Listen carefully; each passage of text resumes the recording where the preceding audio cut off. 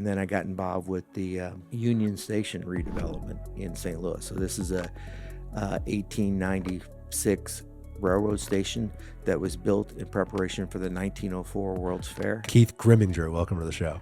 Thank you. Glad to be here. Thanks for being here today. You were just going into how you got started in this business, what would you describe? Are you a civil engineer, planner, urban planner? I'm an architect. Architect. Yeah, don't confuse those. A lot of people, because of some of my background, a lot of people thought that, and architects and engineers are different. And so explain that difference though. Architecture is just about the pure design of space. It's more the easier, simpler way to describe it. It's vertical versus horizontal. Okay. Architects are, from the ground up. Civil engineers are everything horizontal. Right. The infrastructure, the roads, right, sewer system, et cetera. Site development, that whole aspect of it.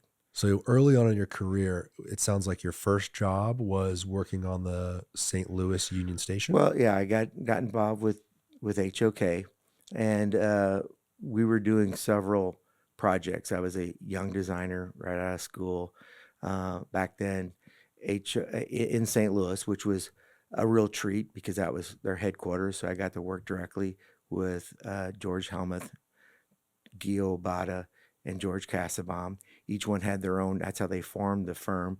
Helmuth was the marketing, Gio was design, Cassabaum was the technical architect of record. So that's how they formed their company and moved forward. I was lucky enough to start working with Gio and the design group there, and did a couple of projects in St. Louis and around the country. And one of them came up. We had just won the Union Station. The Rouse Corporation out of Maryland had acquired the property. Wow. And what a cool, that central hall. Yeah, I looked this up in anticipation of this episode today, and I was just blown away. I mean, what a gorgeous building. So 1896, I think, is when it opened. Theodore Link was the architect. It was built in preparation for the 1904 World's Fair. Wow. So, the whole Julie Garland, meet me in St. Louis. Yeah. And back then, World's Fairs they would shadow Olympics. They were huge. Forest Park, which is where the World's Fair was held. It was a park that Frederick Law Olmsted contributed to that park. And the neighborhoods around there were built by European and world elite, that they would literally build homes to stay in while they were at the World's Fair. And the World's Fair would go on for a year or so. Incredible. And so St. Louis, had this sort of old building that obviously wasn't really adequate with the way train stations are used today? Well, no, it had actually, so this was back in the early 80s. It had, the train station had stopped. The building had gone into disrepair. So it was sitting vacant. Wow. And the Rouse company came in, and the Rouse was starting to do these, these mixed use kind of entertainment districts. They acquired the property. So it was a private project. It wasn't the city trying to do this. Well, we did get a lot of what was back then called UDAG grants, Urban Development Active Grants or something like that. Got a big chunk of federal money to do this. And one of the key projects, aspects of the project that I'm very proud of that I got to do. So this was, young architect. We have our design meetings and stuff, and someone said, does anybody have any background with, art glass or stained glass windows? I said, I took a class in school and built some windows. So somewhere on here, there's a picture of the stained glass that sits. Right here on the right, looks like. That interior shot on the right, David, yeah.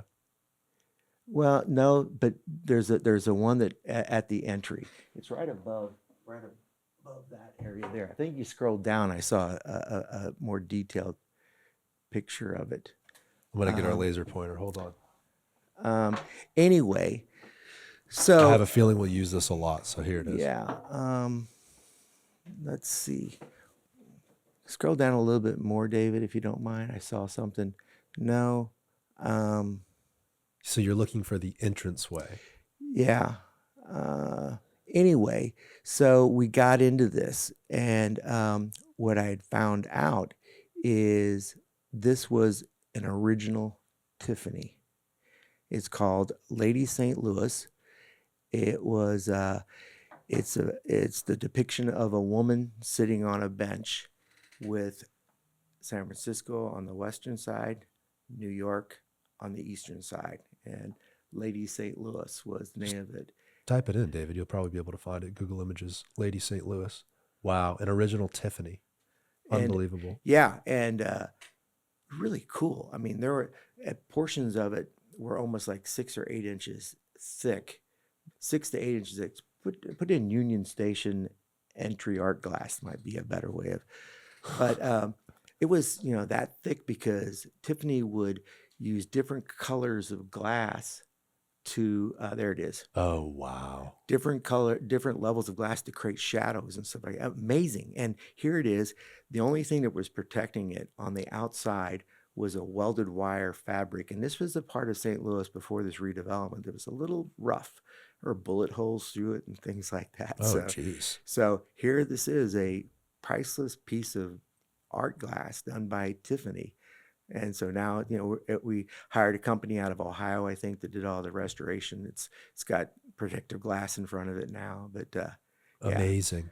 And so was this critical in the very beginning to preserve and to save and Oh, the to, whole, yes, it was a yeah. lot of painstaking efforts to bring it back to its original grandeur. Particular you see in this one here, Ooh, other way. this one here, that's the Grand Hall.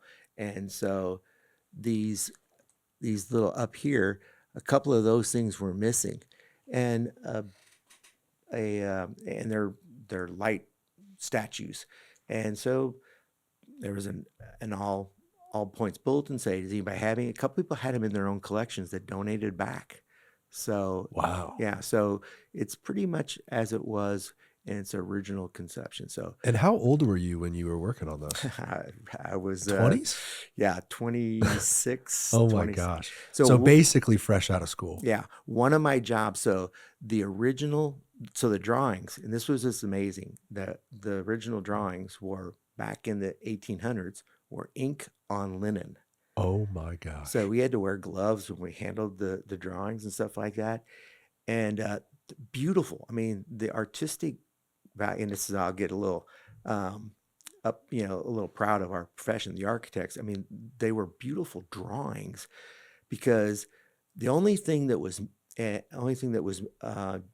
dimensioned was the cast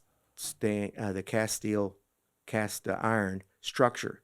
Everything else was a drawing or an image that the stonemasons took, the carpenters took. So one of my jobs early on in the project was to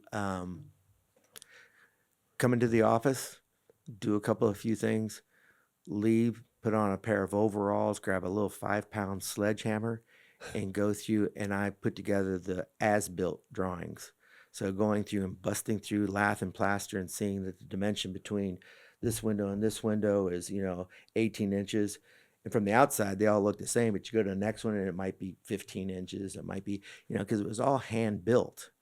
And so Wow. the detail of going back in and putting all that together. We found this a few days ago. We're helping somebody buy a property in East Ybor, but I just wanted to pull it up because you brought up the late 1800s and some of the how the drawings and stuff. Just look at the Oh yeah, font they used and the intricate nature of yeah, every word is a different size, and I don't know, everything was so aesthetic back then. yeah, Every window, every arch, every piece of block, and even down to these are just plats. I mean, the font work, the calligraphy, yeah, it was all so dedicated. yeah. I mean, yeah, those aren't. And this is just a little couple blocks in East Yeah, Ybor yeah. City. So yeah, it was and not that things weren't scheduled, but the pace of things was a little slower, but it was a real craft, a real art that was part of that. So yeah,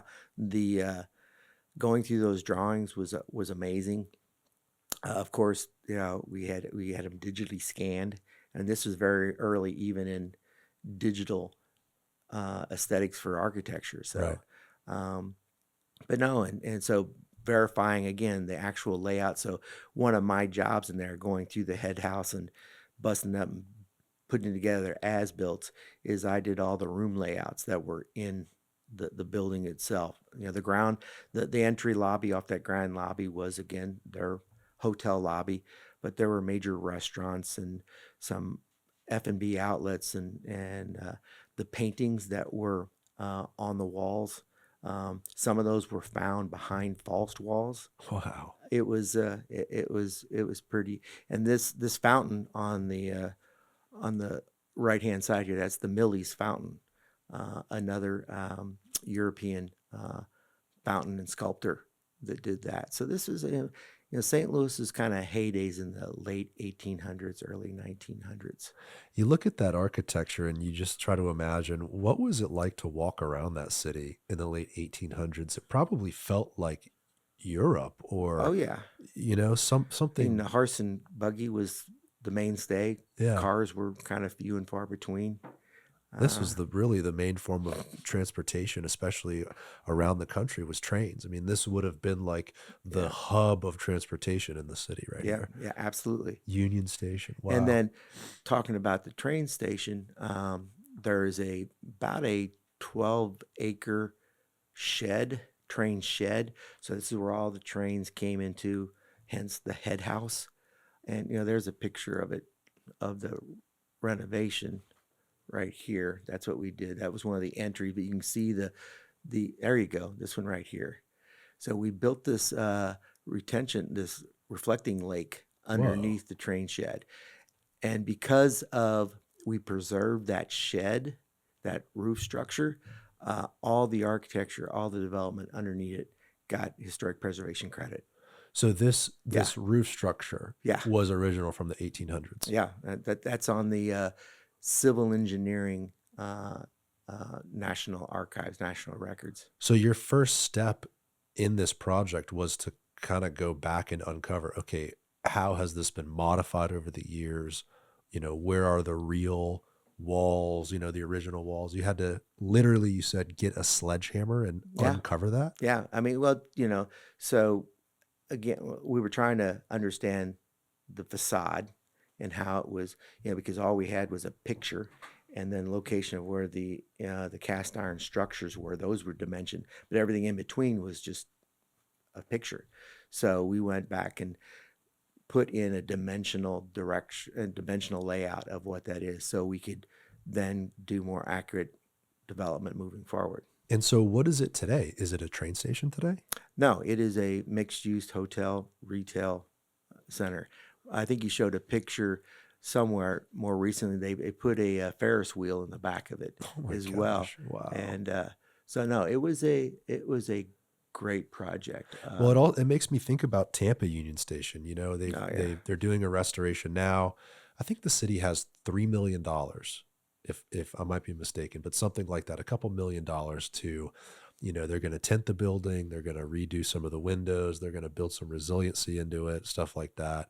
If you go in it, it's bad. There's termites, there's paint chips, there's leaks and stuff like that. I think they're going to put a new roof on it, but they've talked about implementing a cafe, co-work space, activating the building. It reminds me of this on a much smaller scale.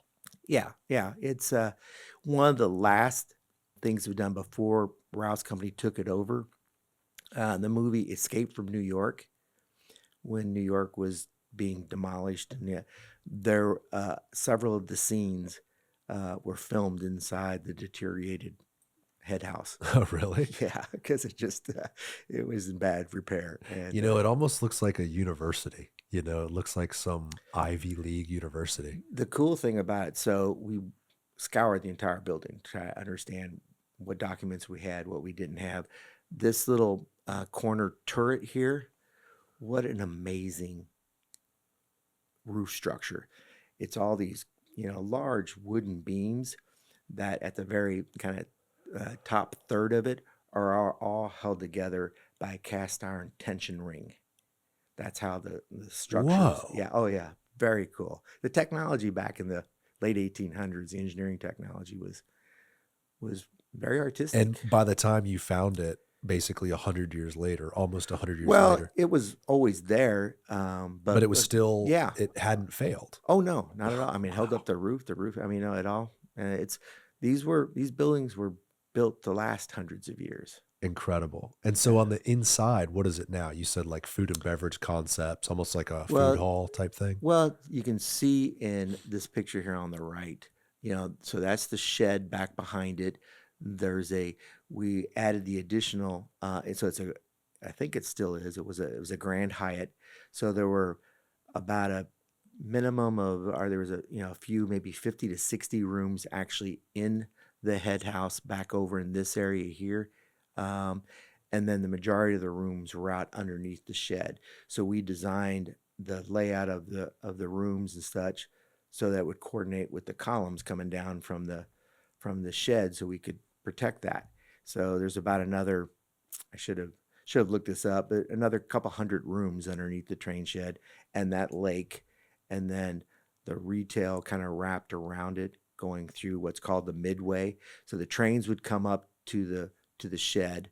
This is, say this again on the far right hand side there. That's the lobby for the hotel. Is this all tile work that these A designs lot of it or is painting? is no is um, cast ceramics. I mean, it's Wow. yeah, it's pretty interesting. And then you see, I talked about the Lady St. Louis, but all the other art glass that's in the clear stories in the upper levels and stuff. You And talked about paintings. This building yeah, doesn't even and need this these paintings. these these little lanterns that I said one of them was missing. You can see my pointer right Yeah. there.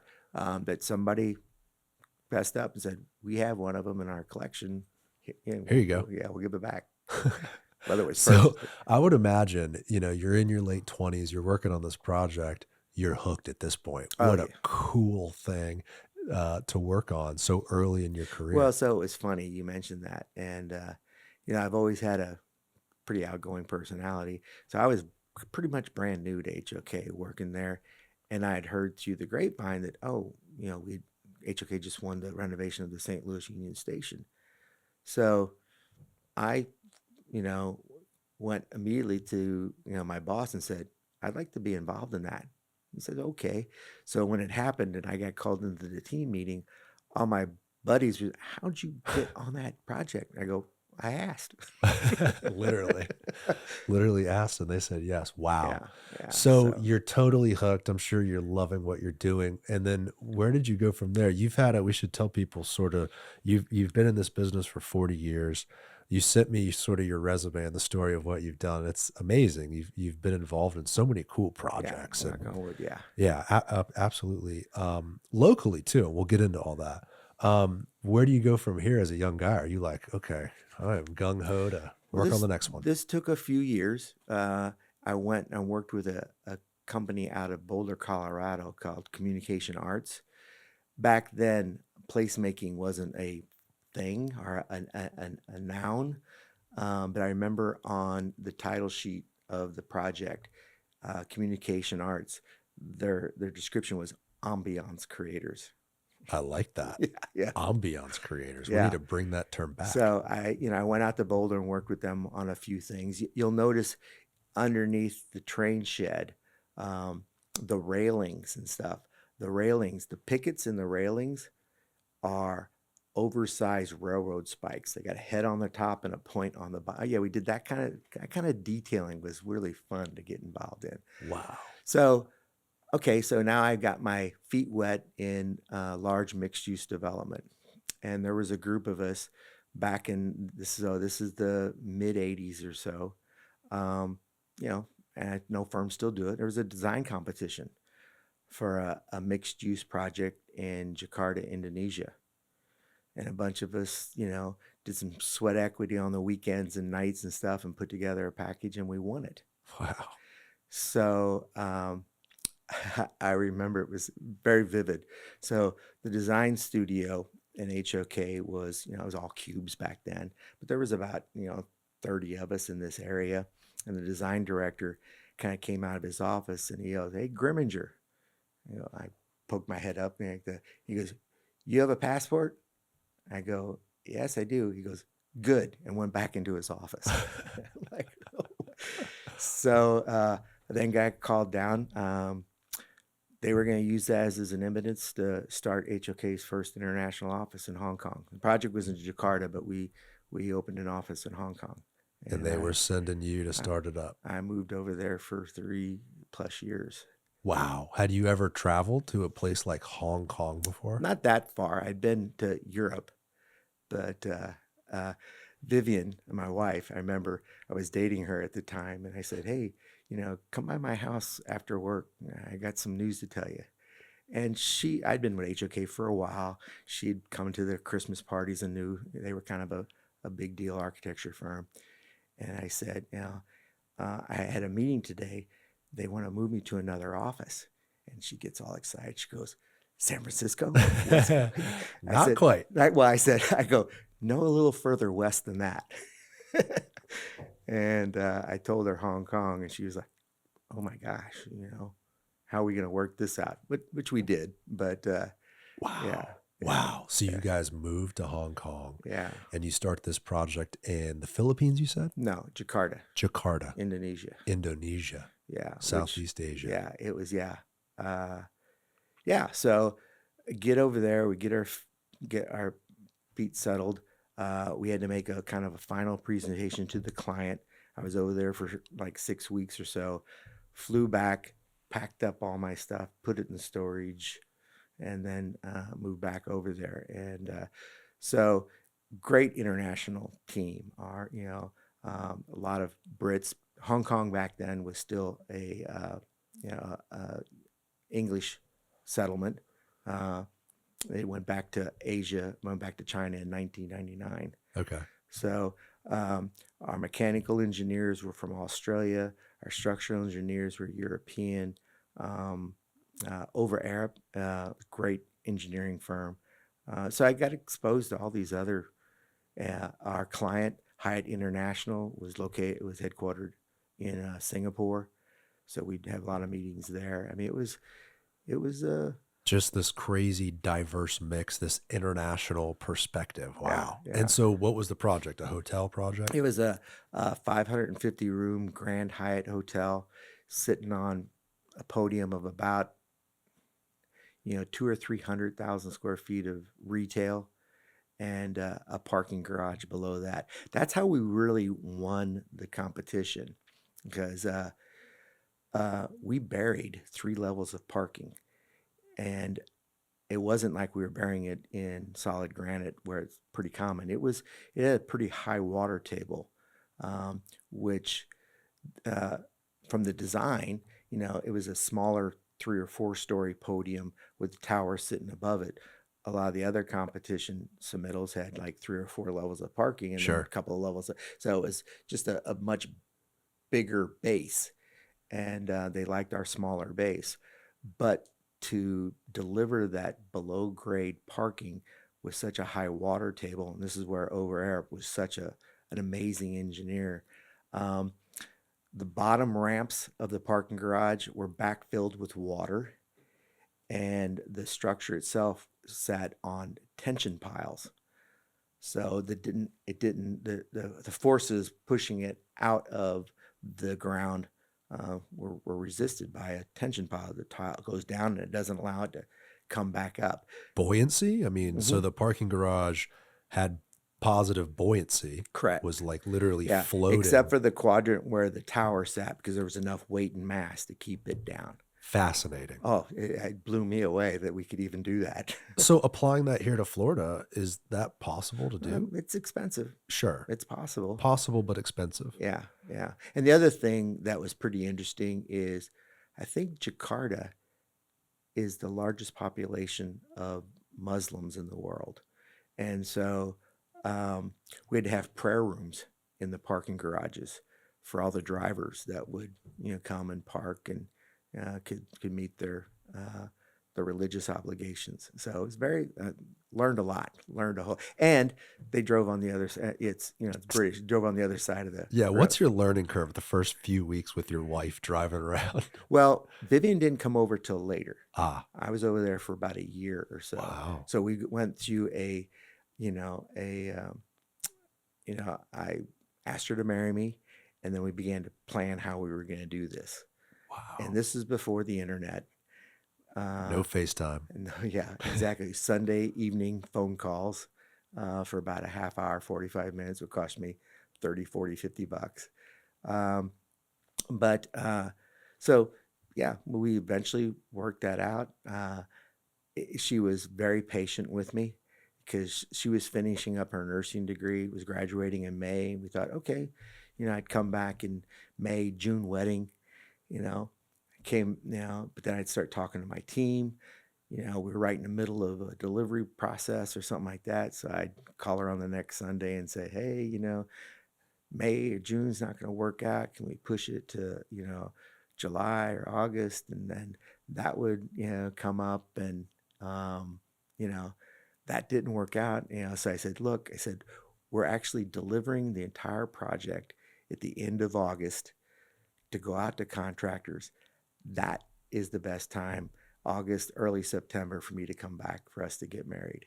And by then she was like, are you for real? Is this ever going to happen? Oh no. So when you're over there, I mean, did you get to bounce around a lot? Sounds like you were going to all these different countries and Yeah, a little bit. I yeah. mean, a lot of them had offices in Hong Kong as well. Like I said, our client was in Singapore. Um, our We had an associate architect in Jakarta, uh, and one of the consultants was out of the Philippines. It was a Yeah. mix. So yeah, you'd bounce around, but I kind of found out that's kind of typical travel over there. If you're over there, Hong Kong is pretty small. It's just an Right. island and some new territories, as they're called. But then everybody was on a plane all the time. Right. Kind of like when you're in Europe, you can go to the neighboring country like we Right, can go to a different state. right, Yeah. right. Yeah. So after that project, you came back to the United States? We finished that up, and as I say, so you know, about 6 to 9 months later, 8 months later, Vivian comes over. We're there. Some period after that, we find out we're pregnant, and so the project was wrapping up. So um, HOK said, and I said, a lot of family pressures. The project's done. Can we, we're ready to move back. They said, well, where would you like to go? St. Louis was an obvious opportunity, but talking with Gio and the other marketing people, there were opportunities in the San Francisco area, in the LA area. But, actually, Gio really said we had just won two projects in the Tampa office, the Tampa Convention Center and the Orlando Convention Center expansion. That's where we really need the most help. So we thought, Tampa sounds nice. What the Had you heck? heard of Tampa or Well, visited I heard of before? it. I had not. Vivian said she and her family at one point, they came down, To I the think, beach, probably. beach and Busch Gardens, and it was when she was a younger child. So we said, what the heck? Wow. And fell in love with it. A great place to raise a family, do the whole. And so, yeah, we've made Tampa our home. So late 90s, when did you arrive here in Tampa? Late 80s. Late 80s. So with your perspective being a young man working on that incredibly intricate project in St. Louis, and then you're in Hong Kong, and Southeast Asia, when you got to Tampa, did you immediately start to look around and just see opportunity with our urban core and our waterfront and sort of the way our city is laid out? Well, one of the great aspects of that, I mean, it was the largest city project the city had ever taken on. Mayor Martinez just got elected governor. Sandy Friedman became interim mayor and got reelected for that term. Um, so, and I couldn't believe we were putting a convention center on this beautiful waterfront property. I go, oh my God, you know. And plus, then we had the Platte Street Bridge, and so we had to span over that. The complicated projects did not stop. That was one of them. How we could shoehorn a 200,000 square foot convention hall and all the associated ballrooms and meeting rooms and everything else with that.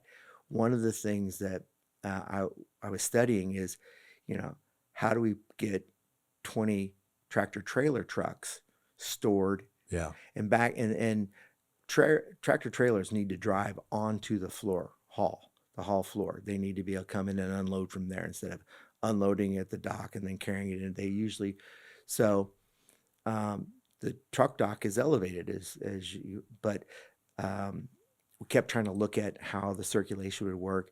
And I came up with this idea that not all the trucks are coming at the same time. So they share the circulation space. What if we made it into a fan orientation where you could, all the trucks parked there and they all share the same circulation space instead of everybody having their own. And so we came up with this fanned layout of how the truck docks could work.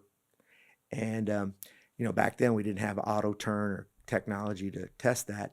So, the city was a little skeptical of that.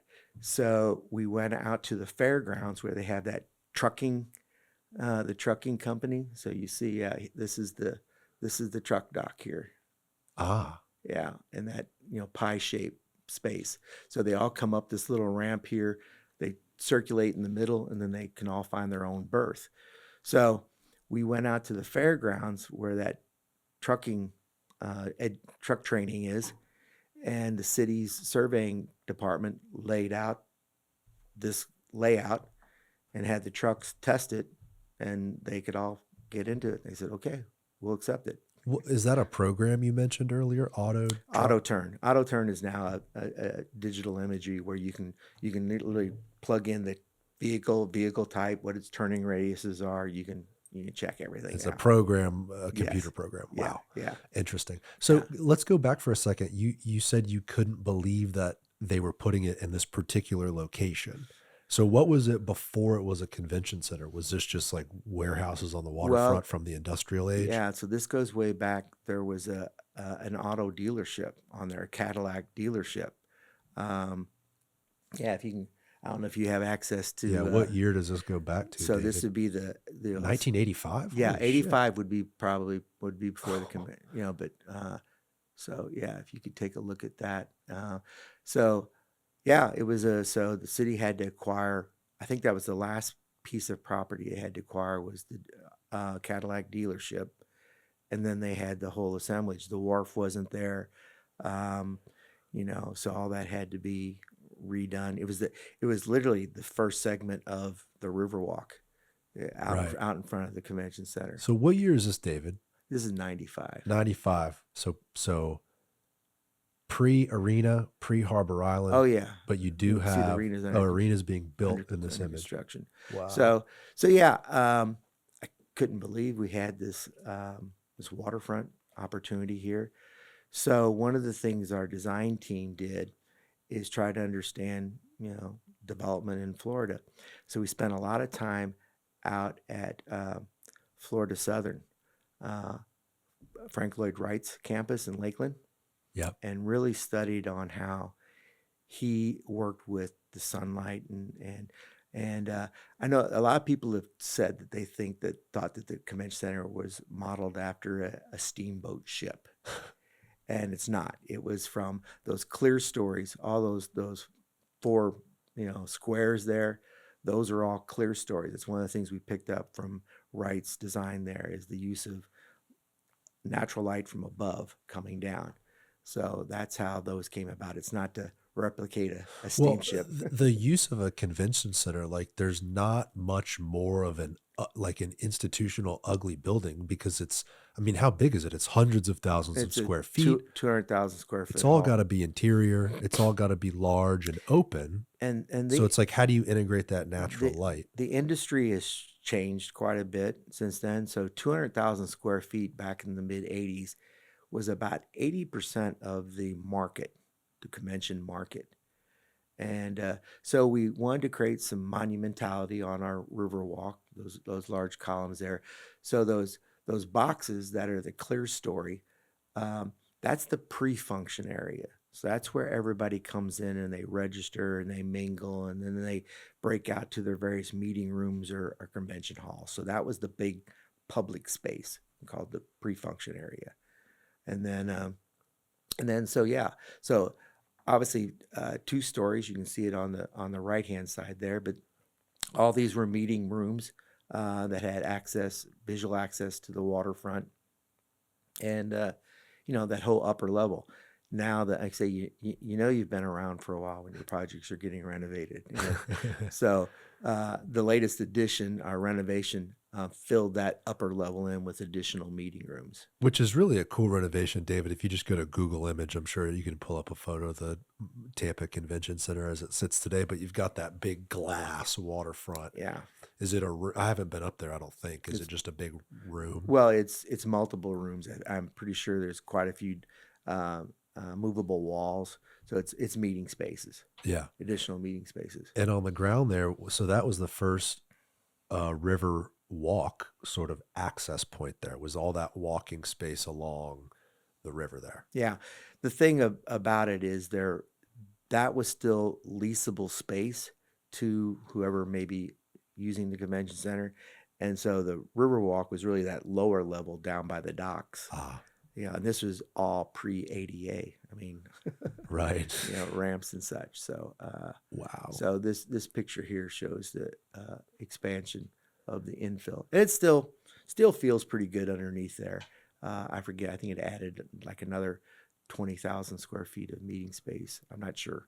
I could be wrong on that. So you were working on the Tampa Convention Center and an expansion of the Orlando Convention Center. Yeah, this was the original Orange County Convention Center. We did about a similar size expansion, and then years later they did that new massive one that's 1 million square feet. Tampa's way outside of that market. So currently, what's the Tampa Convention Center? It's a 200,000 square foot exhibit hall, and that's kind of how convention centers are kind of first measured by their hall, and then there's a percentage of meeting space to assist that hall. So how much meeting rooms are necessary, and then how much. So it's kind of formulaic, but also we really wanted to take advantage of this waterfront. So and back then they were kind of big dark boxes. Now a lot of them have they will have glazing on them, but you can put blackout curtains and you can control the space a lot better. Yeah.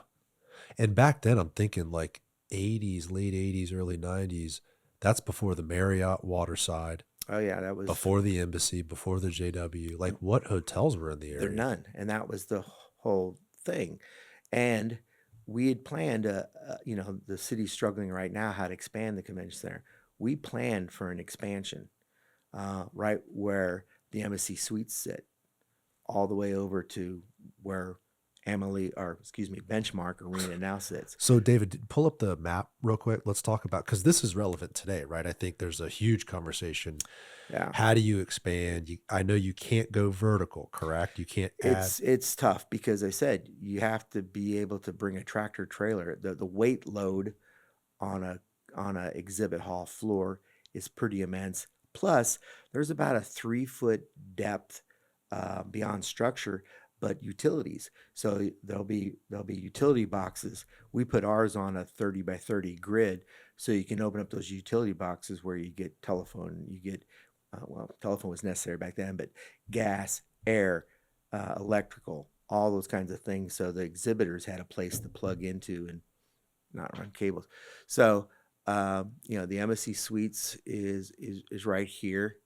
The parking garage ended up when none of this became available, I was lucky enough. We did the parking garage here and the master plan to bring the arena downtown. The arena was originally planned to be up where Raymond James sits right now, next to the big sombrero. And there was a series of businessmen. James Clore was the head of the downtown partnership at the time. Another gentleman, James Costries, was with Tico Real Estate, and David Lefevre, who was with the Lightning. approached the mayor, Mayor Friedman at the time, and said, we'd like to bring this downtown. Finn Caspers, or, Finn Casperson, head of Beneficial, um, secured the land, and we moved the arena from Raymond James site downtown, and the city committed to build a parking garage. Wow. Full So circle today with the discussions across Raymond James for the new raised ballpark. So it's like, so there was an additional arena plan there 30, 40 years ago. yeah.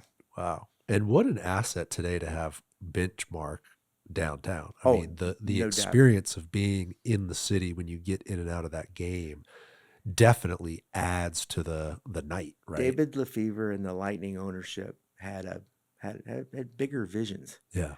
and and they knew all the land around it was still barren, pretty much. Right. So the growth that could happen down there, and then luckily years later, Mr. Vinny came along, caught that vision, and delivered it. And so a part of that arena was this parking garage here, the Pam Iorio parking garage. Correct. Okay. Right. So here's another little fun story about that. So I got to design that. Parking garage are kind of, what they are. They're storage of vehicles. But we knew it was in an urban setting. And originally, so Morgan Street comes down. It was separating the arena from the parking garage. And I said we should bury Morgan Street. And people said, no, we can't do that. We're less than 100 yards from the channel. I said, no, there's quite a bit of elevation there, more than people would realize, to go from what is now Water Street up to, Right. I said, there's some slope there, and we'll have to dig it out a little bit, but you can't have a 20,000 seat arena and a 1,500 car parking garage divided by a road.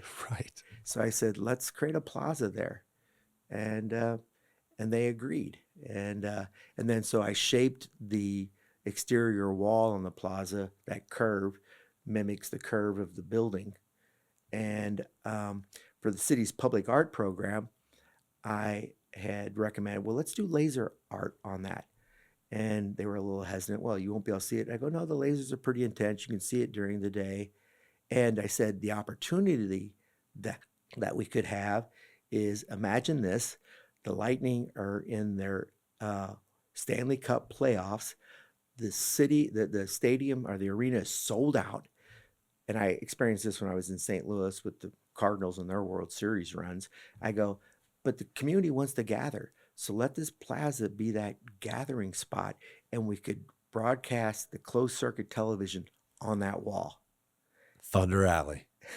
And later, so they put up all these, but that was the idea that, let's not cut the community off from, or when they're playing away, we can bring the community here and watch the games. Just even getting into the arena, like, imagine if that was a road. What a weird pinched situation that would be without that. So it played out, and I say this came back from my days living and growing up in St. Louis. The Cardinals were kind of perennial playoff and World Series, and the stadium would fill up with 50,000 people, but everyone would be in the city and around the area, and they all have Camo X radio on, listening to the ball game, knowing it's just right across the street. And so, they accepted this as the idea, and then we end up getting, I think Barishnikov, or no, I forget who the artist is that did the lightning, the yellow lightning sculptures there. So the Tampa Public Art Program, is that the name of the Tampa Public Art Program? So Michelle Smith was on the show. Yes, I know Michelle very well. So president of the Tampa Art Alliance, and she explained that 1% of all the taxes from downtown or from the city go towards this public art program. Well, I haven't reviewed the code, but I think 1/2 of 1% of the construction value of a project to a maximum of $200,000 is the development's art contribution to the city. And they can either do it themselves on site, or they can contribute to this fund. So the reason why you have this Thunder Alley exhibit here is from that program. Right, the lightning. So Very cool. yeah, so it's yeah, he became enamored with the. He's got quite a bit of these kind of metal sculptures in L.A., and he was just enamored with the idea of the lightning, and this could be so cool. I So, love that thing. That's yeah, so and it's a cool. great Yeah, gathering spot. it is. Meet me underneath the lightning bolts. Yeah, Yeah, absolutely. yeah, 100%. yeah. Yeah. What a great project. And so you did the parking garage there, you're working on all this stuff in sort of tandem with the convention center, but it didn't include hotels. I just think that's interesting. So when it was first created, it didn't have a parking garage and it didn't have hotels? No, the city was kind of in an assumptive mode, and I don't want to speak with it. That you know hotel development would clamor to come and build this, and it just didn't happen quick enough. Back to the if you could, one last thing about the arena and that Sure. plaza, if you can kind of zoom in, so that pattern Uh-huh. is actually so now we're many years later we have digital capabilities. That pattern is actually a hockey net, the goal net prescribed onto the surface. It's not a From the top down here? Yes, it's not an actual grid. It's a, you know, reimagined netting for the yeah, you can see they're So different the sizes. back curvature and then the front sort of net pattern. Yeah, yeah. Very cool. Yeah, That's we awesome. had some fun. We Yeah. thought, what the heck. Yeah. Uh, so, but to your point, yeah, there was no parking, there was no hotels. The Marriott was being contemplated. It was originally conceived to go where the Embassy Suites sits, but they couldn't get the real estate deal done. So, hence Greco Plaza came along, and Embassy Suites said, heck, we'll take advantage of this property right next. So that's where the expansion was supposed to go.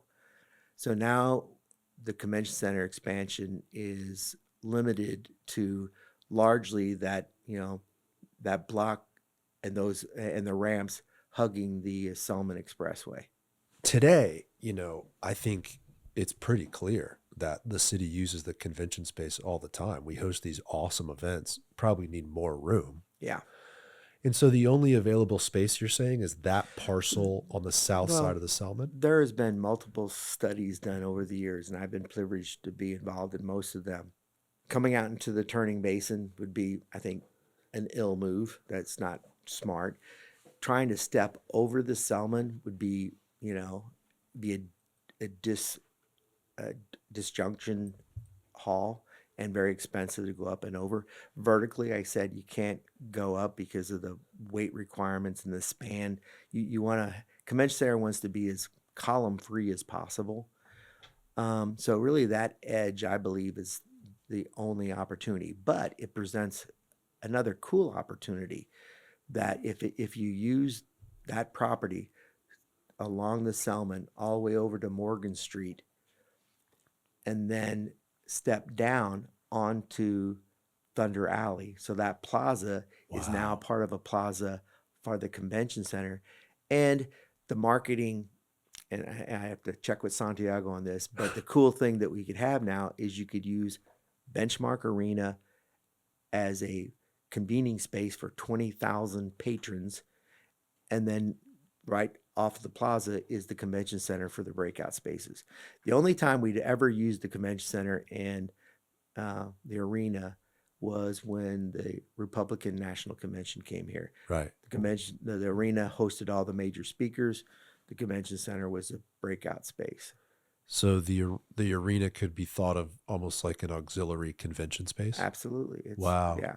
That kind of ties into with what Thea's doing because Thea's redoing that entire basically Those ramps. double block, those ramps right there. Yeah. And the Patel family owns the block where I think it's Suncoast Bank sits on right now. I think they've been very patient to try to let the city figure out what they want to do with the convention center. I know they just hired a consultant that did a feasibility study. I don't think it was so much a planning exercise as it was a financial exercise. I know from the studies that I've done, you can get about another 180 to 200,000 square foot hall in that space. So you'd literally, you'd cross over Franklin Street there, cross over Tampa Street, go all the way to Morgan, um, and then ideally come down onto that plaza. So really, what you're doing is keeping the convention and arena users, pedestrian users, separated from vehicular traffic. Same as Which kind of makes sense because today, as it sits, for pedestrians and vehicles, this area is a huge issue currently. So expanding, I mean, you're kind of talking about doubling the size ish of the convention center.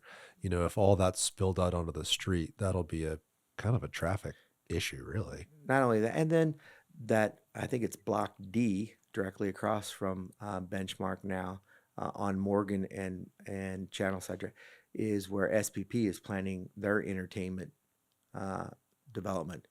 Just right there, that block Yeah, there, yeah, that block there. So in all worlds aligned, sure. that Yeah, hotel could merge right with the convention center. yeah. Your hotelers, your lobby would be on the pre-function space. It could really solve a lot of those vehicular pedestrian conflicts. You're also just talking about the full expression of the southern end of downtown. I mean, when you look at this picture, you've got the Water Street Phase One. We've talked about the three hotels, the parking garage in the center, and then it would almost be like this U-shape convention and entertainment complex Yeah. to cap it all off, all with a streetcar running through it. Well, if I was again king for a day and could have my say, the southern side of Thunder Alley would expand, continue to expand across on top of Morgan Street there. Um, use your cursor where Morgan, yeah, okay, go across Morgan, keep going down to the bottom, span across Water Street, and have another tiering session to land in Cotonchobee Park. So you could then Wow. fully circulate as a pedestrian, completely void of any vehicle conflicts. And you're going through Thunder Alley, a park. You have access to the streetcar. You have access directly without crossing a road to your car at the parking garage. Wow. Yeah. And it's connected to the Riverwalk in And two it's, different areas. people say, well, gosh, that density, it's so, but we're literally 100 yards or less from our greatest asset, is our waterfront. So it should be as dense as anywhere in the city. In general terms, like what does it take to accomplish something like that? I mean, we're talking about ambitious visions here. And to me, this is at least what the goal should be. Absolutely, and of course you have this parking lot next to the JW that's I believe planned for another Right. hospitality product possibly. So that infills that. So it really creates this whole dynamic of visitor experience Yeah. and the community as well. So it takes the city, it takes probably the county, the private ownership you talked about, the coordination, but it sounds like it's on the table. I believe it could be. Yeah. I haven't been involved and I haven't seen. I take that back. I have seen bits and pieces of the economic study for the convention center, and it spells out sort of those same parameters of how much hall space you need, how much ballroom and meeting space associated with it. It would generate the need for another hotel or two, hence the SPP property. Now it's the public realm aspect is what I'm talking about. Is how do you connect those public realm entities, be it Thunder Alley, Cotonchobee Park, the Riverwalk, Sail Pavilion, all of that without ever having to worry about a car anywhere. And if you were to build it I'll call it traditional way, meaning if, SPP did do its hospitality edition on the backside of the JW, they do their entertainment complex for whatever reason, the convention center gets expanded on that lot right there. Thea does its loop-de-loop on their ramp reconfiguration. It sort of presents a worse situation in terms of like logistical movement with pedestrians and vehicles if it's not done in the way you're describing, right? For pedestrians to come and stay in one of these hotels, go to the conventions, visit the parks without having to cross lanes of travel is better for the motorists and themselves. Absolutely, and I, as a designer and a plan, I think they're cool public spaces. I mean, the placemaking opportunities for those little nooks and crannies along that whole pathway are, and you've already got great starts, like I said, with Sail Pavilion, with Yeah. Coat and Chobe Park, how you know, the plaza, Thunder Alley gets expanded upon. You could even create a little kind of, the streetcar would stop underneath that overpass as a little subway aspect of the streetcar access. I saw something in a rendering early on with Water Street where this current small pier where you're describing the step down could potentially go Hmm. was expanded. They had like a larger waterfront space that actually jetted out into the channel quite a bit. Implementing that would be really cool too, Oh giving yeah, people even more access to the waterfront. yeah, I mean, and this time of year when you are walking on the Harbor Island Walk or you're crossing one of the bridges or you're on the Riverwalk, it is such a selling point for oh, our community no to be doubt. looking at that water. So the Riverwalk was another one of my projects, but I remember when we were planning it, we were planning for success, and we knew that the Riverwalk would be a great convening point. Uh, and in fact, I remember bringing up this old Yogi Berra term. It's so crowded nobody goes there anymore, Right. and that's sort of way the Riverwalk is on the weekends. We're continuing to look at how we merge what we call active and passive pedestrians. So basically, bicyclists and scooters versus walking and strollers. So how do you work with that?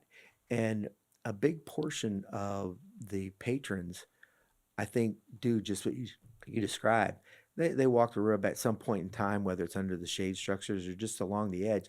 They'll stop, get on the railing, and just watch the water. Right. So the ability to try to get those patrons for a brief period of time off of the travel path, onto other areas. So when we did the master plan for the Riverwalk, not necessarily the west side, but the east side, we had proposed a couple of floating docks, where people could get down onto the water, near the water, and do their observations there, enjoy that, and stay out of the way of migrating traffic. That makes sense because it does get very busy, especially when you include people that are on those bikes and on scooters and stuff like that. That's where it gets dangerous. If people are moving quickly on those bikes and then you have, a tourist or someone not, listening to music and someone comes zooming by, Hmm. that's an issue. So if there was a place of refuge for pedestrians, Correct. And the Riverwalk has those kind of natural opportunities because the Riverwalk is a series of these large flat arcs, and when they intersect, they yin and yang, and so the the carve out areas is where you could put. We looked at two, one on the south side of Kennedy, one on the north side of Kennedy, and get another form of use for the patron, but not in the path of travel. you kind of have a small version of that. Like David, if you move the map north where Kennedy Boulevard is, there is those sections of the Riverwalk which expand a little bit. Yeah, you see those flat arcs right there, David. If you stop in front of Hotel Riverwalk, the old Sheraton, that curve, you could do a dock there. Yeah. You have to stay out of the Corps of Engineers have a water travel setback, but you could do that within that. And then on the north side of Kennedy, next to Kylie Gardens, you do that one on the inside arc, you know. And so move your cursor just towards Kylie Gardens a little bit. Right. Okay. But that water, that sliver of water between the river, Ah, yeah, right right, there. right. So you put a floating dock there and a floating dock on the south side. Very cool. And this side here, I think you could really populate with mangroves and try to get some of the aquatic life coming back to the city. Yeah, my wife texted me this morning when she was dropping my kid off at school. She's like, "Oh, Rome and I had a special moment today. We saw a dolphin on Bayshore." So it's like if you can create moments like that where tourists and even people that live here could be chilling on the Riverwalk and there's dolphins. I mean, how freaking cool is Or a that? manatee. I mean, it's, Manatee, all that sort of yeah, stuff. It's amazing. and then also the unique aquatic plant material, Right. some mangroves, some lilies, some one of the things we're working on. So I sit on the board of the Friends of the Riverwalk. We're working with a group to do oyster gardens. Quick little fun fact that I learned: a single oyster, about that big, purifies 80 gallons of water a day. A day. Wow. Yeah. So Add that up. right. So you do these oyster gardens, which are these strings. They have an exhibit in the aquarium for this, but you put them on these strings and keep them in the water, and as water flows by, it cleans it up. Amazing. Yeah.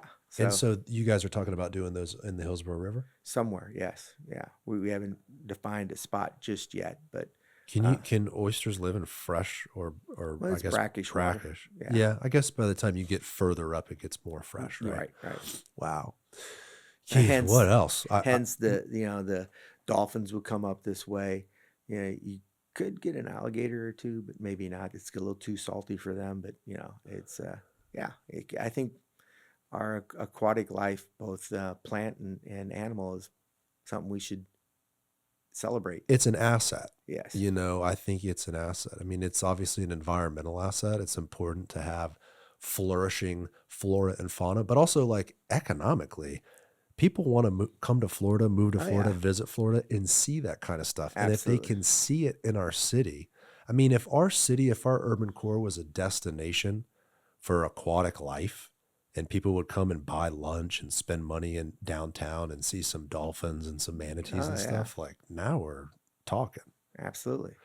So zoom out, David. I want to talk about and Keith. There's probably so much more you're involved in, but a big emphasis right now is the Army Navy development site. Everyone knows the city put out that RFP. So the city owns this long block north of the Henry, Hmm. where David's cursor's at. We know FDOT is redoing this The ramps. ramp and doing some form of like elimination of the ramp. They've sort of been, I think nationally, not FDOT obviously, but nationally, there's been these movements of highway removal. Yeah. I want to say Albany, New York, or was it Syracuse removed one? Well, and Boston had Boston, the the Big big Dig. dig. So it's like in the last decade, couple decades, there's been these movements, and this particular interchange is on the radar of FDOT to be reconfigured and some more street connections be made. If you keep scrolling, David, we have a section on this, and this is the North Framework Plan. I keep going. It's quite a ways in there. How many pages is There this you go, right there. And let's describe this document so people understand. What are we looking at here? So this is the North End Vision Framework. This is a project I did for the Downtown Partnership. So on the right hand, here's those 4 blocks, and the reconnecting the grid is what this. In fact, it's called. I think the grant was reconnecting communities. So the ramp configuration you can see on that right hand side image. They will keep the bridge that passes over Laurel Street, and then descend much quicker to get it down to grade, so that we can meet and have an intersection at Harrison, which is the southern end there, before the Henry. So Tyler Residences? Isn't it called the Henry? It says Tyler Residences, or am I looking at the wrong piece here? no, it's. I think this graphic might have been done. We pulled this before it was Oh, actually completed and named. got Maybe. it. Got it. Okay. But So the Tyler Residence is yeah, on the map as the it's Henry. Got it. Tyler Street is the southern boundary there, and Harrison is Okay. but it's now everybody knows it as the Henry. So that's the F dot funded plan to reconnect, and then the proposers for the Army Navy site or the Royal site are those 4 blocks in kind of brown there. And so the city has put out an RFP to develop these 4 parcels. Correct. FDOT will be completing this green and these new roads we see here. So it almost like maybe the best way for me to describe it or for people to understand is it would become like a meridian drive, like over in Channelside, where it's this wide boulevard with a lot of green space. Well, the difference here is from Harrison traveling north, it begins to elevate and get up. So it's really not going to be. There's no. You can see there's no crossings other than Harrison Street on the southern side, and then on the northern side, Laurel Street. But that's underneath it. So it's still a ramp, so to speak. They're just Yeah, shortening the ramp. their access to the interstate. Yes. Okay. And Got they're bringing it down to grade instead of that serpentine aspect. If you're traveling east on 275 and you take the Tampa Street exit, you're coming off and then you're going down and then you're going under to get over to Tampa Street, and you're staying on top if you want to go to Ashley. So that's all getting cleaned up. And there will be more crossings added. I guess one more crossing, it looks like. Yeah, well, and there'll be, the Royal Street extension, and then Laurel and Fortune. Fortune, yes. And so, what is the city looking for in the RFP? What have they identified in that they want to see in this development? Mixed income housing is the largest driver, and of course, that lot is an important lot for the cultural arts district. So they're asking for not only the parking that's associated with that that residential, but they're also asking for I think a minimum of like 25,000 square feet of retail and 150 spaces to replace those spaces that were publicly used there. And then putting aside your involvement with any particular group, just from like a big picture perspective, what do you hope to see as far as activation goes? And the reason I ask is the downtown partnership and even the administration has talked about that activation moving north towards Tampa Heights. Like, how do you integrate the current downtown and move up into the Armature Works area? Um, David, if you go back to the very kind of first few slides of this, It's a massive document, by the way. yeah, it is. Well, it's one that was written for. Okay, let's go into it a little bit further. So this is sort of the overview, and you can see what we had identified is this, this kind of L-shaped or dogleg buffering from the interstate. Wow. So that the neighborhood inside there is much more serene and calm. But the real aha moment came in when we first started studying this. Go ahead, David, and scroll down into the document a few more pages. This was the aha moment. 330 acres, 68% of it is publicly held, whether it's the city of Tampa, Hillsborough County, the state of Florida, and actually even there's 3 orange blocks in there owned by the feds, and the public realm. The public realm was a big portion of the street grid, the right-of-way. So 68% of publicly held real estate out of 330 acres opens the doors for a lot of development opportunity. Over 2/3. Wow. Wow. And so clearly the path forward, if we want to see that area integrate and build real community, is for some partnerships to be established. Absolutely. So, and a lot of it is already, the green represents the city's ownership. So on the Hillsborough River, you have Curtis Hickson Park. Over in the center spine there, you have the Encore development and the parks there. We've even identified Oak Lawn Cemetery as sort of a green space. It absolutely is. Oh, it's beautiful. If you're not creeped out by a cemetery, it is, yeah, great tree canopy. It is a park and could be utilized and should be utilized as a park. So the redevelopment of this north end is this kind of the last bastion of major urban open property. It's a little clunky east to west. So, David, go back to that. Keith was describing that photo all the way at the top that had your sketch there. Yeah, yeah, And I noticed there's an east-west yeah. corridor. So Laurel Street. Ah, Laurel Street is the street that, as we were just talking about, that goes underneath the access ramps. So it's clear of vehicular traffic from the interstate, but also then as it goes to the east, ties in to Ray Charles Boulevard in the Encore development. And as soon as it gets to Nebraska Avenue, it starts to tap into the Gasworks development. So there's another graphic in here that talks about this is almost the definition of what we planners call a 20-minute city. You can walk across this entire property in 20 minutes. And 20 minutes is a normally recognized pedestrian stroll. You can do 20 minutes. If instead of picking up and moving your car, that's a doable walk. right. So that Laurel Street could be, and as I described in here, could, for those local, it's sort of similar to what Water Street is down in the Water Street development.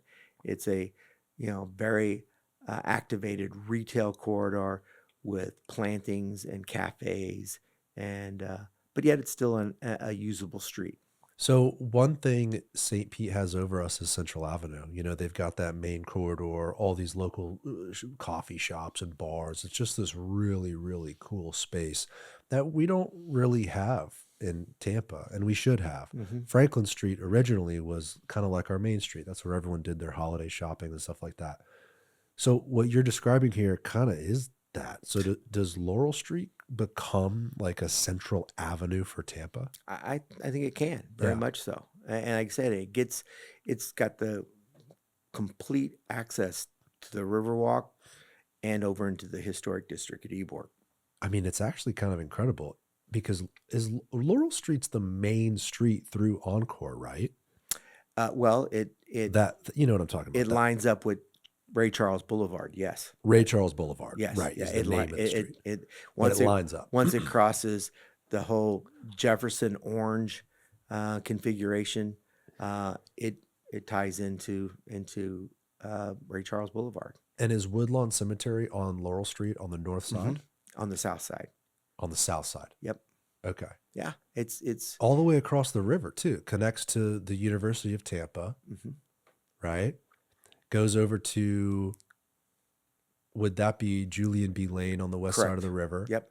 You've got Blake High School. There's a Publix over there now. Yeah. And then there's- all the cool community that NoHo, North Hyde Park is kind of, it's the knitting back of the neighborhood yeah. in a pedestrian thought spot as opposed to just vehicular.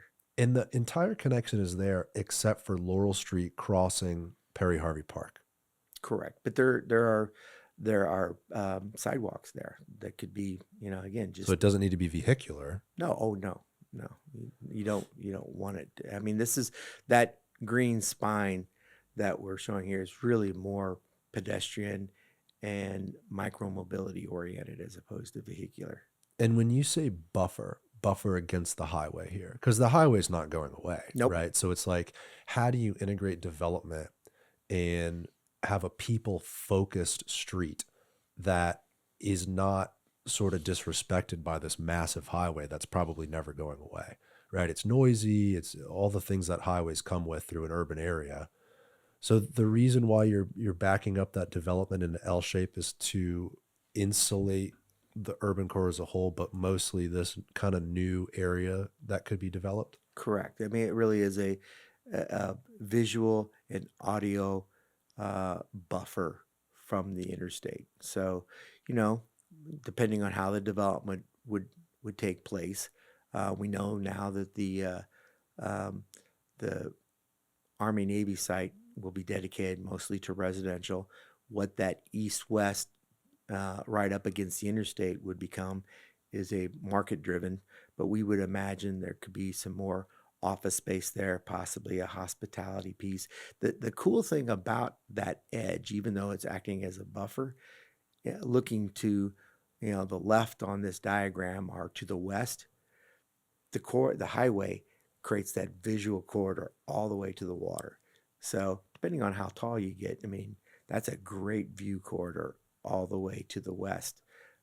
That the highway makes a little bit of a northern divot. You can see. Put your cursor on the interstate system on 275.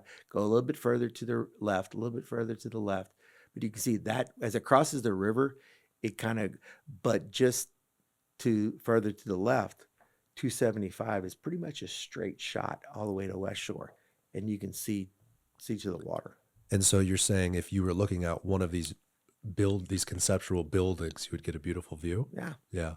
and likewise from 275 north, coming down, that more eastern block has a great view from 275 as you travel south, or west on 275 but south. So the idea is try to start to use the architecture to start to frame the urban core and take advantage of what our skyline could become.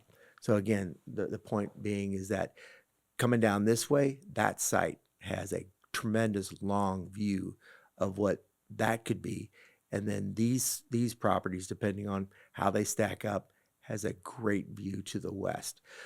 So again, this is what I call urban sculpting. You start sculpting your urban development to frame the assets that you have. And what that buffer does is now makes that Laurel Street a truly, kind of community corridor, a la Central Avenue, a la Water Street. Right. You know. I'm noticing two other things on here: Residential Row and then Yeah. Marion Street. Yeah. So Residential Row has kind of organically developed over the years. If you look at all the downtown residential, they're all lining up on Tyler Street. So our attitude is let's run with that. Let's continue to make that the residential row. It terminates down at the plaza at the Performing Arts Center to the west and Perry Harvey Park to the east. So that spine has already introduced multiple residential developments. Let's continue to play that with those four kind of angled blocks on the east side there as well. And then Marion Street here, which was built as a transit corridor for a bus system, and maybe the 80s, maybe earlier than that. Yeah, earlier than that. I was there when I got here in the 80s. And it's actually beautiful. I mean, I don't think you're allowed to drive during normal business hours, but I think it's open on the weekends for regular vehicles, and if you drive down it, it's this beautiful street with these large oak trees and these, it's a hidden gem. So hence what we've identified here is that, and these are some of the bigger moves that this framework plan is trying to push. Marion Street, as you described, brick paved, tree canopy, it's gorgeous. We need to reintroduce that as an overlay so that new development faces it instead of turns their back on it, and move the transit line off of Marion over to Morgan, because Morgan goes further north all the way up to Columbus Avenue and goes all the way south underneath the benchmark and to Cotonchobee Park. So it has a much deeper penetration for the transits to use. So hence, one of the ideas is somewhere up in these public blocks in that buffer along the edge of 275, a major shared parking facility with the multimodal, either the Marion Center itself or a multimodal center at the ground level. So if you're going to a Lightning game and you're coming from Pinellas County and you drive over 275, you come down the Scott Street ramp, you get into this shared parking garage and grab a shuttle that takes you right down to Benchmark Arena or the Convention Center or Sparkman Wharf or any of those other southern edges. So if you want to go through this, David, flip through it. There's a transportation uh, piece that we look at. Keep going. Slow down a little bit, but keep going. Keep going. Keep going. This is past the transportation. Keep going. How can people access this if they want to check this thing out? Is it available? Uh, it's through the partnership, I think. I don't know if they Okay. have it posted, but keep going. So that's all parking. Keep going. That's parking. We can That's ask, street. maybe I can put it out there, so put a link to it or something. Keep going. Few more. Few more. Okay. Nope. One more. Keep going. I think. A few more. Sorry. No, it's That's okay. the 20-minute city. All right. Keep going. This is going to get to there. Transportation. Bingo. Right here. So the North Mobility Hub is basically the Marion Transit Center. When we met with Hart, we said, why hasn't this been as widely successful as we'd hoped? And they explained they don't have a Southern Mobility Hub. And so based upon that, we had very preliminary discussions with SPP and that Block D, their entertainment block, and they have a parking garage there. I said, would they be open to the idea of a Southern Mobility Hub at that location? So now you have this hub to hub access. So Right. if you get off the interstate and get into the Northern Mobility Hub, take that trolley or bus down to Benchmark, get out at the SPP property, go into the hockey game, the convention center, Water Street, whatever, and go back and forth. So as we talked about that in our meetings with Thea, they like that idea. So they mentioned we would like to have an east-west hub off of the Selman, right around where the school board building is, potentially that area where people could come off of the Selman, get into a structured parking, and begin to take other modes of transportation around the city. So this is one of the things that Karen and I talked about, Karen Kress and I talked about, is trying to change the culture of our urban patrons as they come into the city, not have the expectation they can drive straight up to their venue, but they can park in these shared parking garages and use these other modes. It's a big step, but and a lot of people roll their eyes when I mention this, but Port Authority in New York City, the interstate out of New Jersey comes right in to Port Authority. It's about a 6,000 or 7,000 car parking garage, but at the ground floor of Port Authority, you have the subway, you have their taxi, the Uber, Lyft, you have everything. Nobody wants to drive their car. In fact, now they're charging you more if you drive into the city. So we have to start preparing ourselves for that sort of urban environment, that people have other mobility options other than driving their car into the heart of the core. It's gotta be efficient. It's gotta be more efficient, right? I mean, it makes sense if you could drive into the urban core, park your car, and then basically have access through many different means to get wherever you need to go. I mean, you've even have described here an airport connection. Imagine you land at the airport, you're taking whatever future transit link from the airport to downtown, and once you're in this hub, you can get anywhere you need to in the urban core, potentially without a car.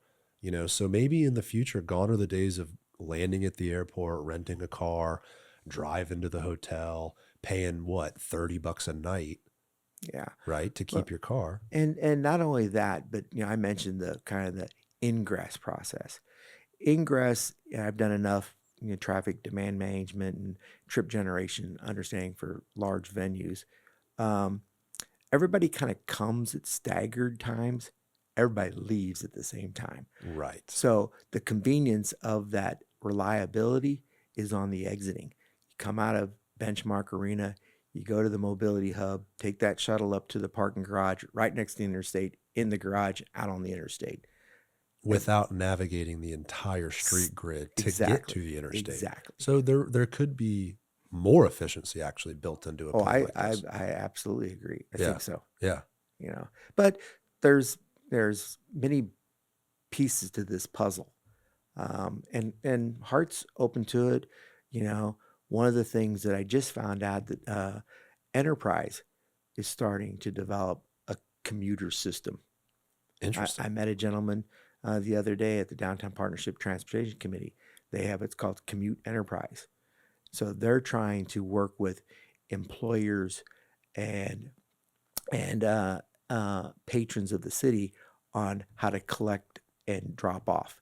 It's it's like a little bit like you know Tampa General already has their shuttle system that they run around. Sure. It's more of that, and you know the big employers, as we hope to track more of them into the core. But whether it's a Tampa General, whether it's Hillsborough County, whether it's City of Tampa, other large employer groups, they can't build enough parking in their developments to house them. So house them in readily accessible garages with other means to get to their location.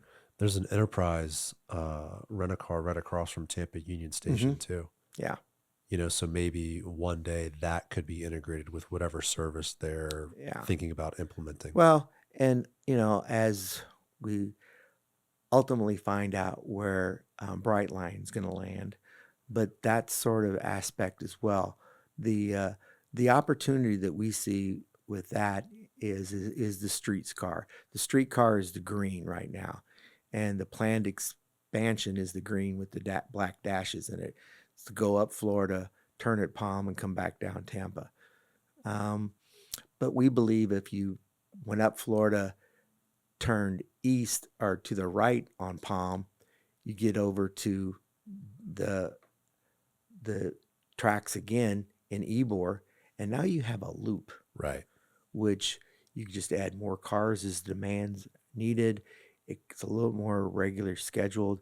But my understanding in talking with the consultants that this, this Florida Tampa Street is what generates the most revenue, and that's how FDOT grades their support is how much ridership can be gained. So a lot of people talk about the novelty of the streetcar as it currently exists. Do you view it as strictly a tourist novelty, or do you think it's a real transportation solution for the urban core? It can be. It can be. It's not now. It's not now. Um, and you mentioned something earlier: reliability and predictability.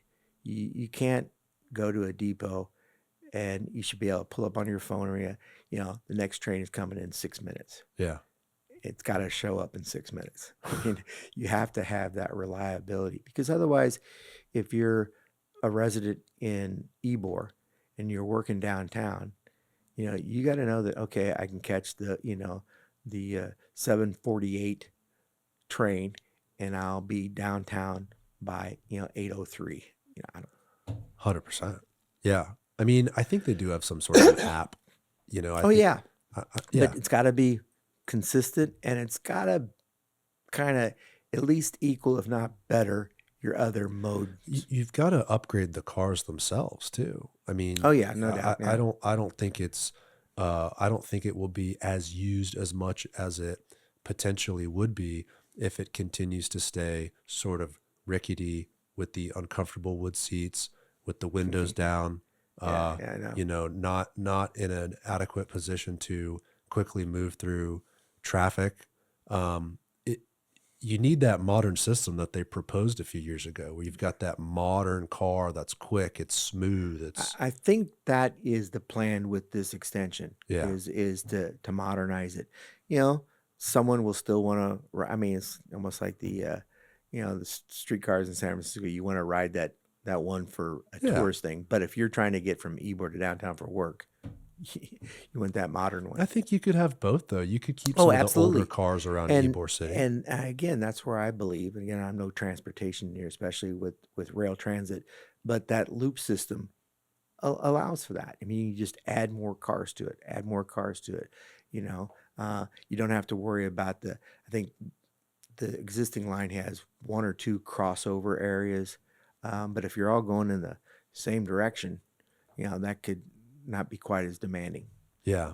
Up Palm, it does make sense to go up into the heights either way, Oh yeah, well that would be whether just to it's a say loop or just to connect the loop down Palm over to Ybor. But ideally, yeah, it would continue to go north on Florida and pick up more of Tampa Heights. also too. I mean, what if you kept the current line and just called it like what it is now, which is the historic streetcar line, the Tico historic streetcar line, whatever. Just keep the current line we have. Any future extension maybe could be these new modern cars. Well, I don't believe, and again, I'm speaking out of school here, there anything has to be done to the rail system. The modern cars and the old cars both ride on the same rail. So you could have either or. Okay. That's my understanding. Yeah, we posted and we dug through the initial proposals that came out. I want to say like 2018, something like that. This was six. God dang, that was a long time ago now. 8 years ago. Yeah. But they had multiple options. There was even an option that crossed the river, if I remember Yeah. correctly. Wasn't there, Yeah. David? That remember they had a couple different plans on there.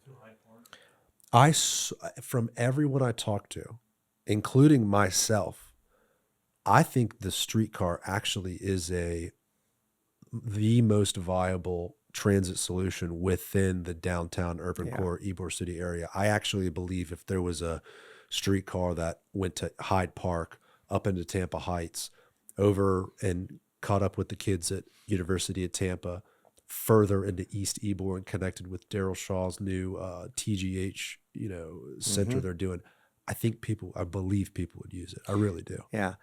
So on this map, the purple line is, you may recall, was the plenary proposal done several years ago.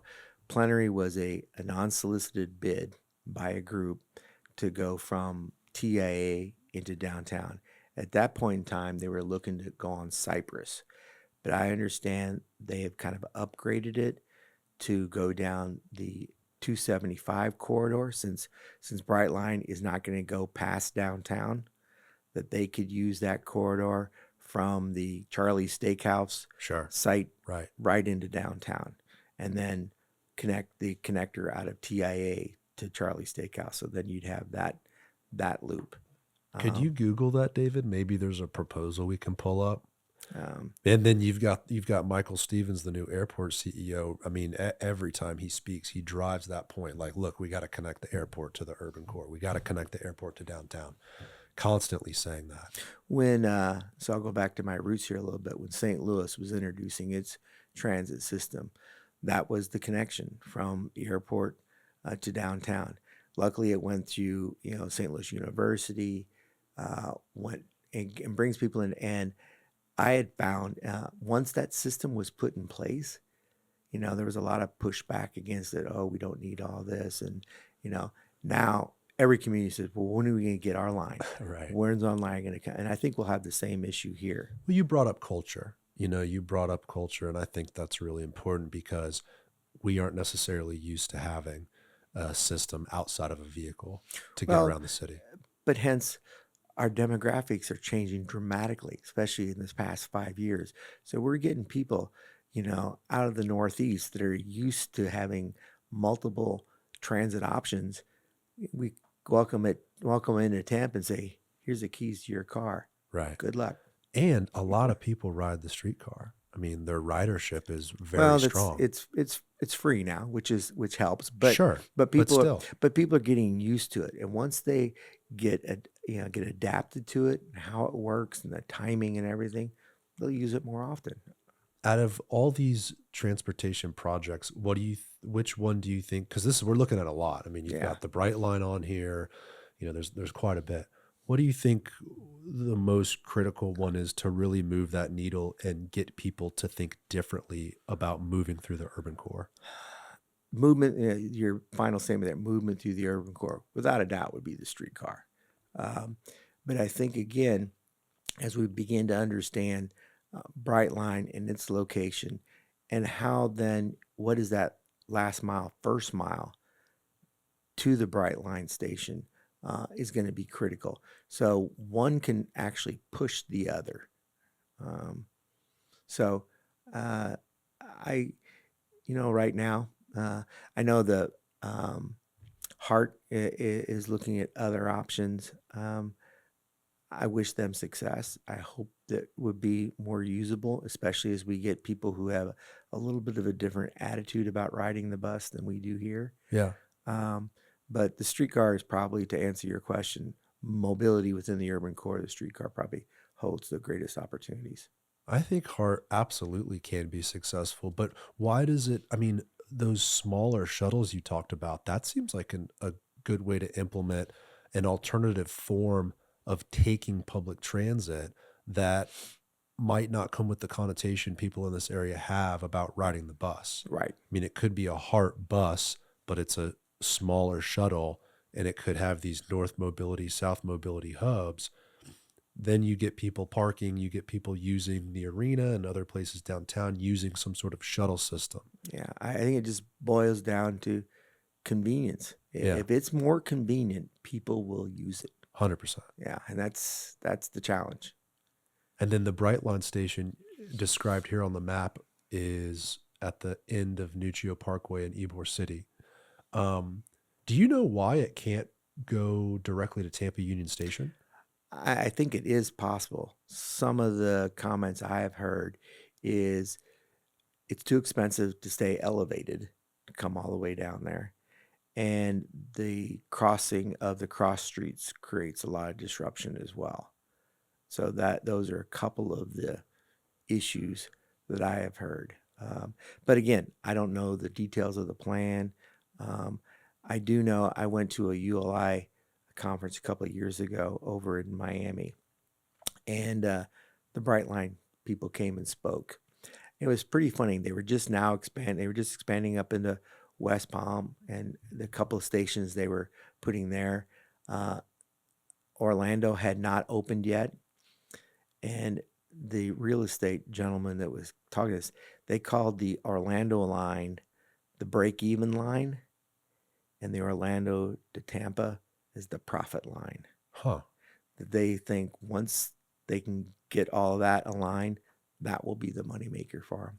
And gosh, who wouldn't take a a known 45 minutes to an hour and a half, whatever it may be, ride, and that's what it's going to be. Because right now, if you're going to Orlando, you go on I-4, it's sort of a crapshoot on, and you can sit and work on with Wi-Fi the whole way. So We're going to Disney in 2 weeks. I'm dreading the drive, just dreading the drive.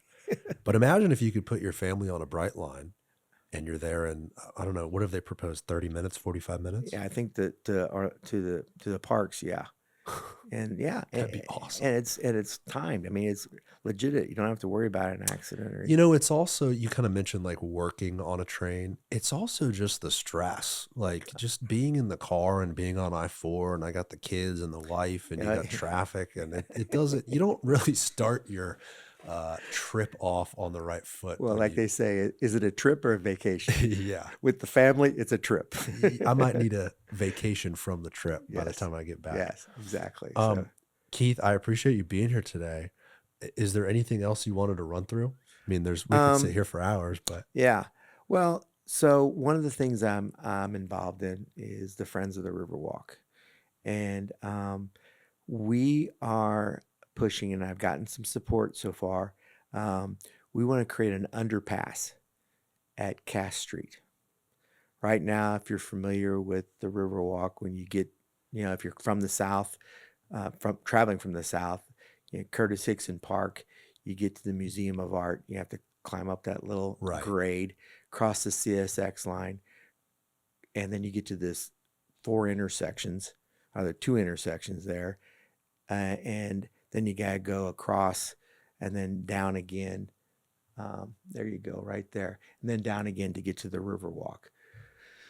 Well, we've identified that an underpass at the CSX bridge and the Cass Street, we're kind of calling it the Cass Pass, um, is a necessary safety improvement right now.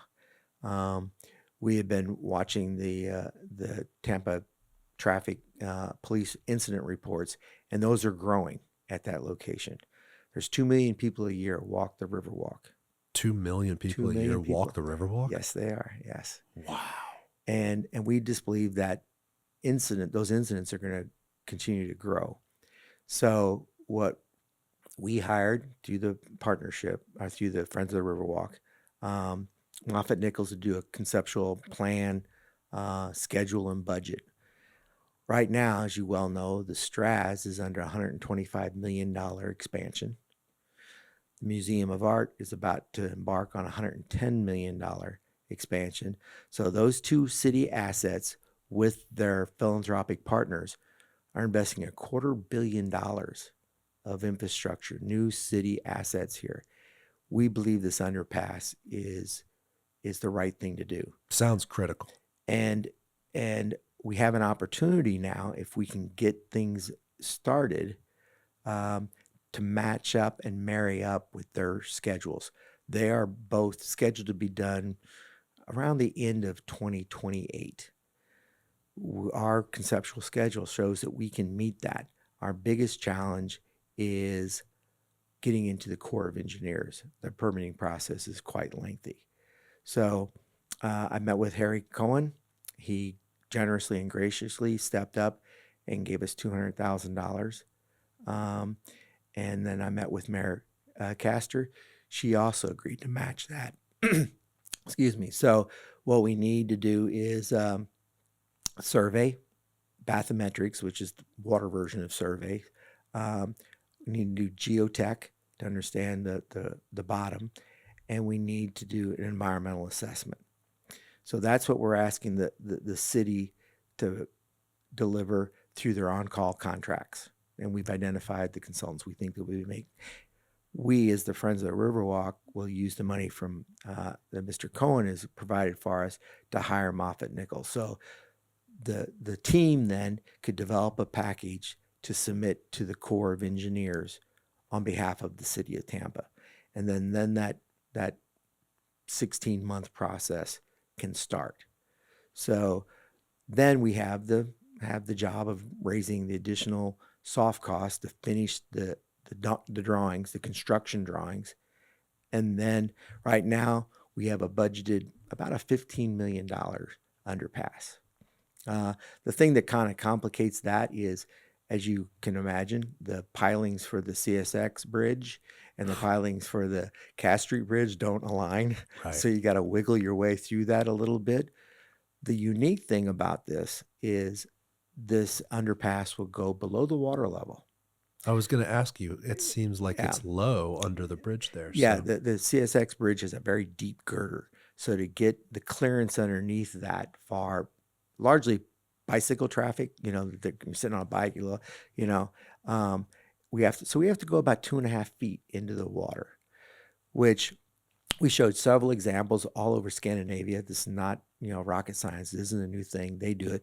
And more locally, Jacksonville's Riverwalk on the south side of the St. John's does the same thing. It goes underneath the bridge. They got about a 4-foot high retaining wall, and the water's just there, which is kind of cool. I mean, you're that looking is at kind of cool. yeah. And people said, well, won't it flood? And I go, well, of course it'll flood. I mean, weren't you here during Helene last year or 2 years ago? It will flood, but you build in the sump pumps. I mean, it's not rocket science. Sure. And the amazing thing is we've met with CSX, and they are very supportive of this. They know we told them it won't take all 2 million people, but it'll take a good chunk of those 2 million patrons off of crossing their tracks.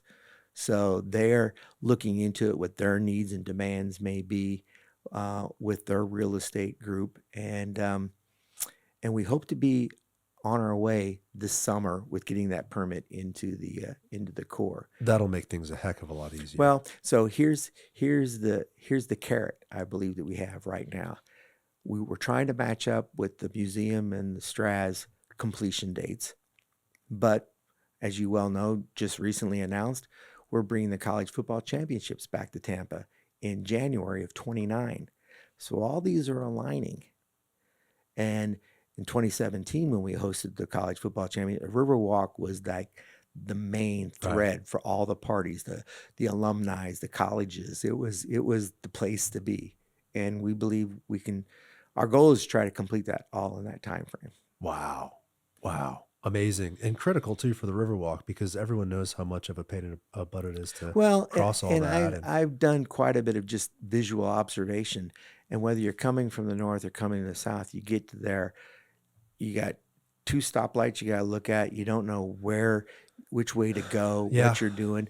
We used to have a painted intersection there that allowed people to kind of, take a pause. Well, and they do it in other major urban cities where all lanes of traffic are red lighted, and then if you're not walking at 90-degree angles. If you go diagonally, you walk anywhere you want, and then when the light change, traffic moves and everybody stays where they're at. Like Shibuya in Japan, right?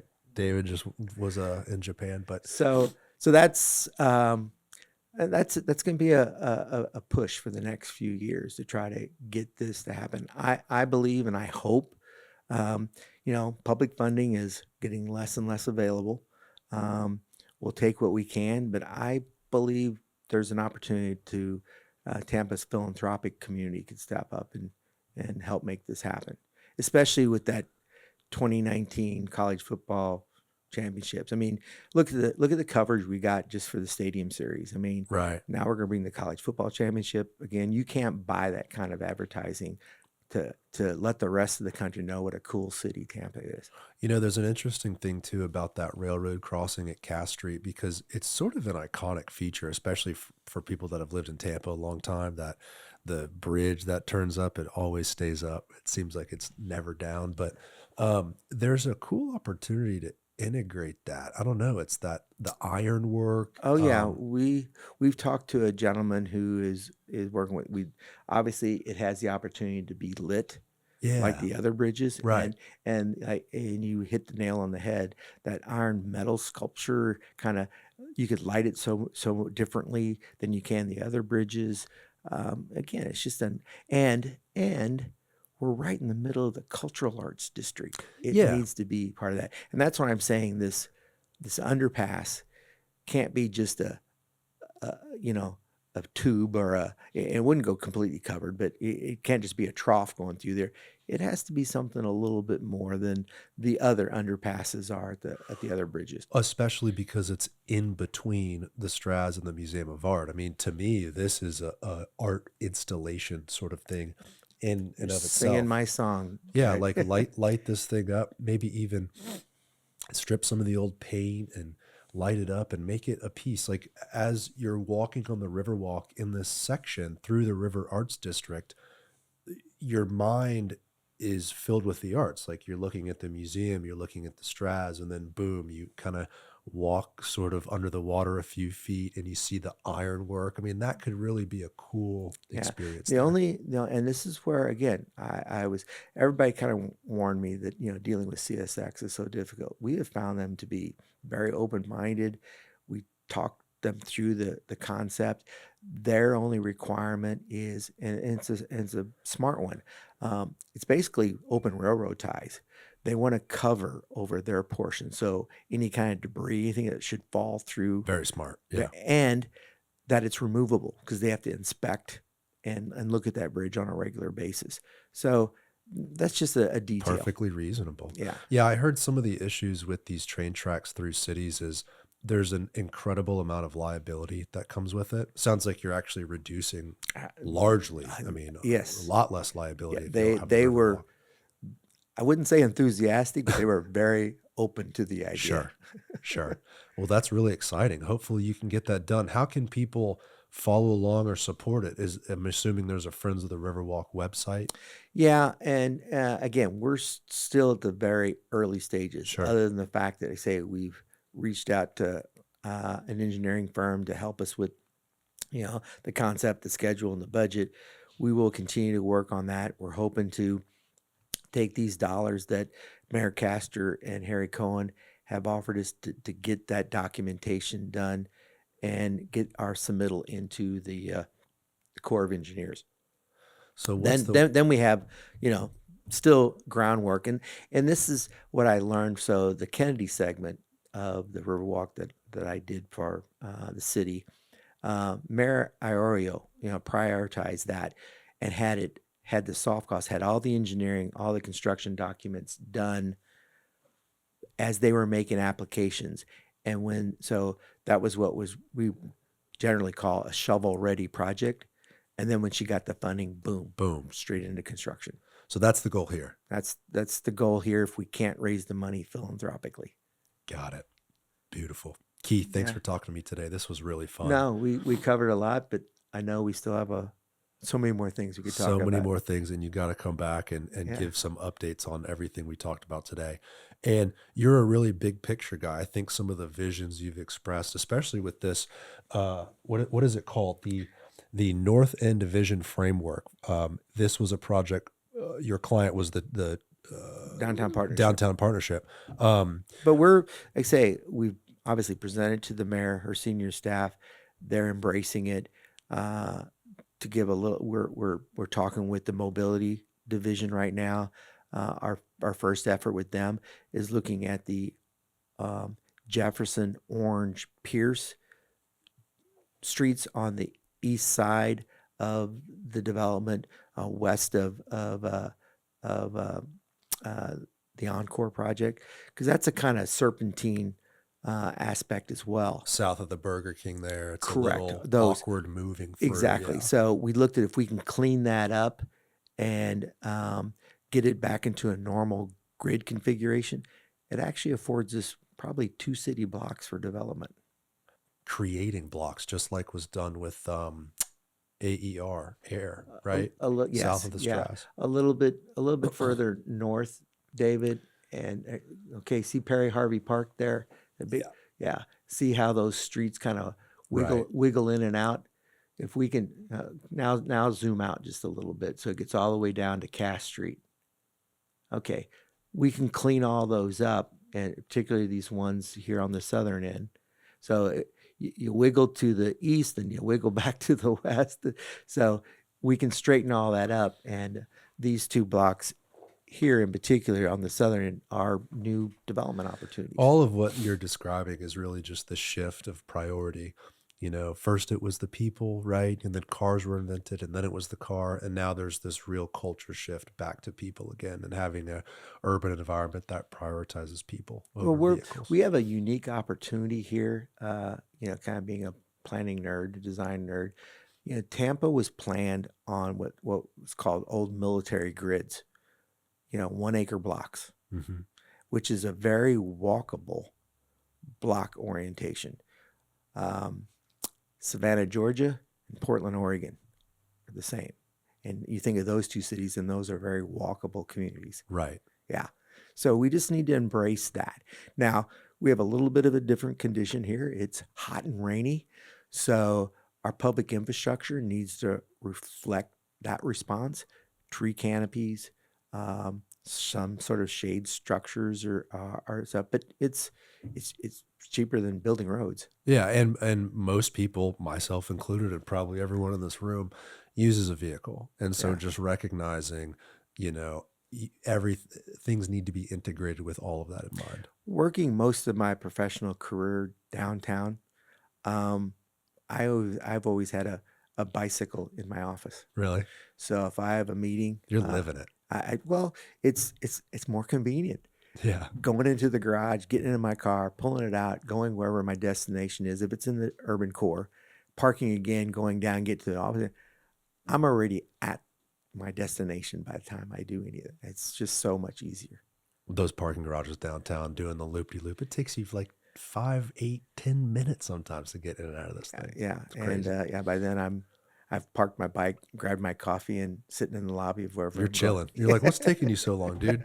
If people want to get in touch with you, Keith, how can they do so? Um, If you no, want people to get in no, touch with I'm an open book, as you can tell. Um, you know, my email address is very simple: keith.greminger@gmail.com. I say I'm kind of consulting now. I'm semi-retired, but Greminger Urban Design, GUD, good design, Love it. is it? So yeah, I'm having fun. I'm enjoying what I'm doing, and I want this. I want the city to be the best city it can be, largely because I planted myself here, raised 4 adult children. Grandchild number 6 is on the way. This is as much for them as it is for everyone else. and you're not going anywhere. Not planning on it. Ever since you came here from for the convention center, Yeah, you've I made moved. this place I your home. moved here from Hong Kong, so that's was quite the move. Well, we're lucky to have you. We Yeah. really, really Well, thank are. you. I Your appreciate it. perspective is incredible, and I think this vision is awesome. So I look forward to seeing all these things come to fruition. Got to keep talking about it. The more you talk about it, the more likely it will happen. I plan on doing that. All right, Keith, thank you very much. All right. Bye, everybody. See you Thank next you. week.